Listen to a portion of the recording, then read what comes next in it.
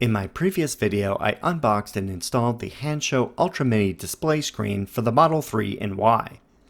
The installation was fairly straightforward and I didn't have any issues. Here you can see the results of the final setup. It's a pretty unobstructive driver display that mounts onto the steering wheel column and replaces the original column cover trim. For this video, I will cover the software, how to use it, and also do a firmware upgrade, and finally my thoughts on this accessory. Let's get started.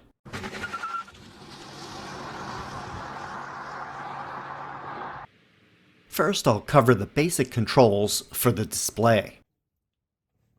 To get to the setup menu, press the right steering wheel button to the right for a few seconds. Then the screen pops up with the settings. Scroll the right button up or down to move between the different settings. Press the right button left or right to move between the choices for that setting. Here I will go through the changes I made. Of course, adjust your settings to your particular location and preference. Temperature, choose between Celsius and Fahrenheit. I chose Fahrenheit. Time zone has plus and minus numbers from Greenwich Mean Time. For example, the US East Coast is GMT -5 or -4 during daylight savings time. Theme has choices bright, dark, and auto. I leave it on auto. Tire pressure uses PSI or bar. I use PSI. Mileage has choices miles or kilometers, and I used miles. For language, we have English, traditional, or simplified Chinese. I chose English. User interface has choices UI1 or UI2. UI1 is the one that we saw when the display started. I'll keep UI1 for this test. Scroll down one more time and you will get to the top of the screen, which shows an arrow. This is the return back to gauge mode. Press the right steering wheel button in to go back. At least for this version of the firmware. I'll show you later in the video some changes. The notable things on this mode are the tire pressure on the left side of the screen along with the time in miles remaining. In the middle is the speedometer and follow distance setting. On the right are time, speed limit, drive mode, and state of charge %. Along the top will appear indicator lights when appropriate. Going back into setup, I'll change the theme to bright, and here's what that looks like. One more time into setup, and I'll change the theme back to dark and choose the UI2. And here is what that mode looks like. The biggest change is the removal of the tire pressure on the left side for a more simplified look. On the left are time, battery state of charge %, speed limit, and follow distance. In the middle is the speedometer. On the right is the temperature, remaining range, odometer, and drive mode. And along the top are indicator lights that turn on only when needed. For example, this shows the seatbelt is unbuckled. Once again in settings, this time to change the theme to bright. And as you can see, it just substitutes a white background for the black background. All the items remain the same. The car's touchscreen modes of dark and bright don't seem to affect the driver screen. The auto setting on the driver screen does make the change from light to dark or dark to light independently of the touchscreen. However, the touchscreen brightness setting does affect the driver screen. Here I go from 100% down to 0% brightness on the touchscreen and back up again. You can see it on the driver screen, but not to the same degree. Here I'll do it again with the bright or day setting and adjust the brightness down and then up. Now I'll try to show most of the indicators that appear on the top of the screen. I'll move the shifter to show the drive modes. First drive, park, reverse, and neutral. You can see the parking lights, hold mode, seatbelt unbuckled, left turn signal, right turn signal, high beam headlights. Then I'll adjust the follow distance down below. I'll open the hood and that shows up on the car diagram on the left. And now I'll open the trunk. I'll get out and open all the doors and then close them. And I will do the same thing for the UI2 mode, showing all of the indicators.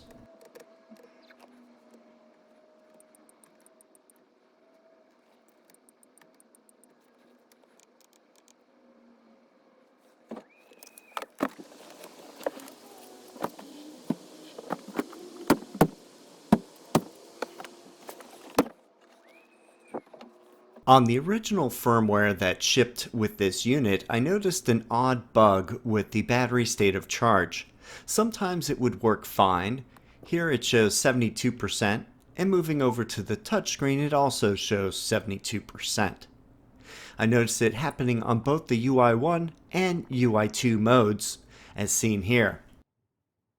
Other times it only showed 100% when the touchscreen shows another number, for example 82%. And still other times it was slightly off here, between 83 and 82%. And then back to 100% and the car screen showing 75%, so it seemed pretty random. Well, I did get this fixed by running a firmware update that I received from Hansshow. I downloaded the 2 files on my computer and placed them on a flash drive, an SD card in my case, for the process. Place the flash drive into the USB-C adapter and connect it to the port on the right side of the screen display. On the touchscreen, press Safety and then scroll down to Power Off and press it. You will see the screen go dark. Then press the brake pedal to restart. This will cause the Hansshow screen to reboot. It sees the flash drive and then starts the firmware update process. This takes a few minutes, so let it do its thing. Don't remove the flash drive until the process is complete. You will see it restart and show the startup video at this point. When the firmware is replaced, the settings are reset to their defaults. So I have to go in and put them back to my preferences, and let's see what I get. By the way, the new firmware changes the exit control. Instead of pressing the right button in, I press it to the right, like this. I'll show both of the UI1 and UI2 modes, and I haven't noticed any differences in the layout between the original firmware and the new one. I suppose all of the code changes are under the surface. Don't forget to remove the flash drive since the installation is completed. This screen shows the original firmware version on top.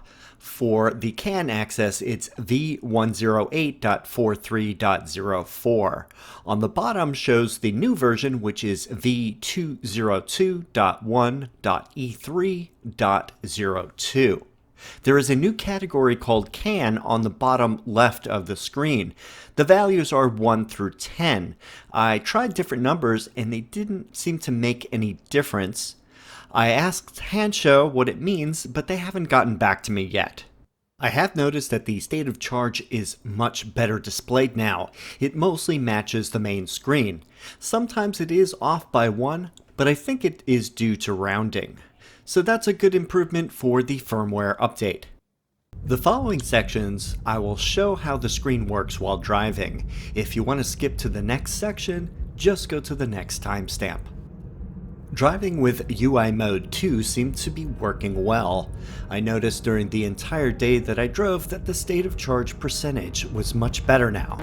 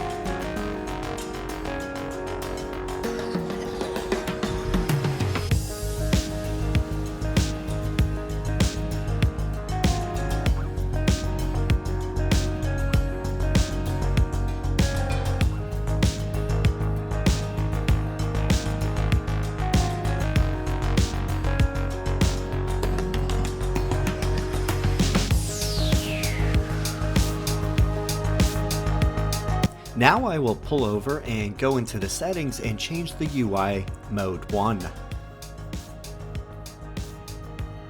Right away we can see that the tire pressure now shows the correct numbers. Another good thing that the firmware fixed.